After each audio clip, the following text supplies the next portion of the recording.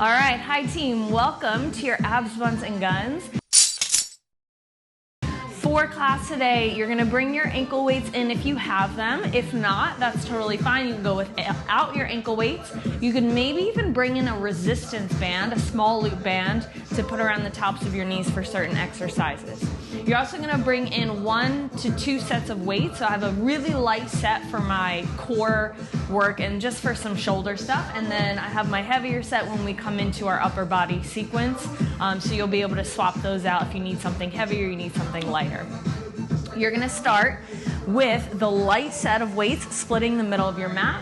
And we're gonna start with the ankle weights on and we're gonna wear them the whole class. So if at any point you feel like it becomes too much, or if you feel any pain in your knees, your hips, or your lower back, you're gonna take them off and do the class without the ankle weight. So just adding the extra challenge there. And you're gonna start lying down on your back, feet flat on the floor, hip width distance. You're in your Pilates stance to begin. Arms are by your sides, palms into the floor, shoulders relaxed down the back.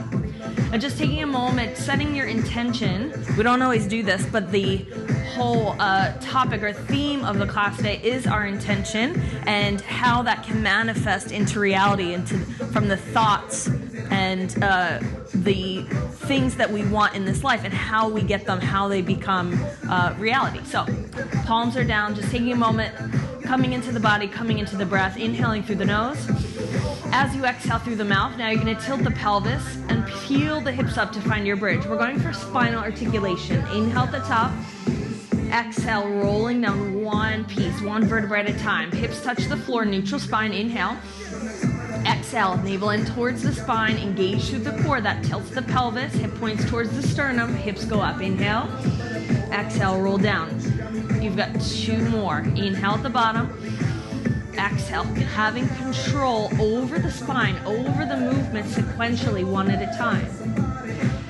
Matching movement with breath, feeling the feet press down into the floor. All 4 corners root down, toes are facing forward. Last one, inhale at the top. Exhale, roll down with control. You're in your neutral spine. You're gonna grab your dumbbells.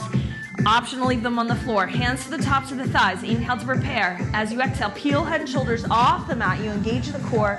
You're in your C curve. Little pulse, little lift. Exhaling out through the mouth, out through pursed lips. You pull the navel in towards the spine. Abs pull in and up. Shoulders down the back so you feel the lats engage. Every time you exhale, it lifts you higher for 10, 9, 8. Hands are on the thighs, sliding towards the knees. 5, 4, 3, 2. Last one, lock it in, hold at the top. Reach the arms back, inhale. Exhale, circle, sweep the arms forward. Inhale, reach. Exhale. If it's too much for the shoulders, release the weights. Maintain your C curve, and your upper abs are gonna light up as soon as you bring the arms back. For 3, 2, last one, reach the arms forward, slight bend in the elbows, palms up, little oblique reach, right to left. Keep your back pressing into the floor, and you're just squeezing the hip to rib connection on the right, hip to rib connection on the left, reaching the dumbbell closer towards the foot, towards the ankle. Shoulders down the back, open through the collarbones, open through the chest, slight tuck of the chin, looking forward through the legs.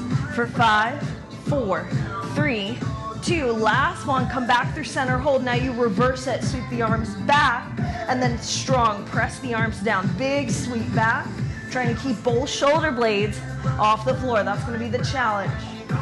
Looking for range of motion in the arms and the shoulders and stability into the joint. 5, 4, 3, 2, last one, release down. You're gonna keep your dumbbells with you. Just bend your elbows about 45 degrees from the body, fists up to the ceiling. Step your right heel slightly forward of the left foot. We're bridging, flat back, big squeeze of the glutes at the top, lower, and squeeze. Down, squeeze. The body moves in one piece. So you wanna make sure, even though the hips are lowering to the floor, you're not leading with the tailbone, which would look like this, right? And letting the ribs flare. We're gonna lock everything in. If it feels okay, you can lift the head off the floor, chin to chest. so that you can see that your whole spine is moving in one piece. Double time, lift, lift, lift. Drive through left foot, right heel for 10, 9, 8, 7, 6, 5, 4, 3, 2, 1. Hold at the top. Just slide your right foot in. Left foot marches. Right foot marches. You're coming into a tabletop march. So now you start to feel the weight of the ankle weights on the legs. Option to stay here. Maybe you take the arms a little bit wider, and you could add the opposite arm, single arm press. So now we're working stability through the core, hamstrings, glutes, posterior chain lit, and then we're adding this little light chest press for 10, 9, 8, 7, 6, 5, 4, 3, 2. Last one, hold at the top. Slide the left heel forward of the right toes this time. We go back to the bridge. You can leave the arms where they are or add the press. Down, press, lower. Hips and elbows, same time. Elbows are slightly wide, not 90, so they don't need to be up here by the shoulders. About 45 degrees out from the body. Squeeze the chest, squeeze the glutes. Double time. Here we go. Down, lift, lift. If that's too much, keep the arms up for 10, 9, 8, 7, 6, 5, 4, 3, 2, 1. Release. Dumbbells come down. You're going to hug both knees into the chest, little rounding through the spine, and start to rock and roll forward and back. You have 3 reps. On your last one, crossing over the shins, plant the palms, just step back to all fours. Slide your dumbbells out of the way for now. You're gonna step left foot, outside left hand, pick up the right knee, switch.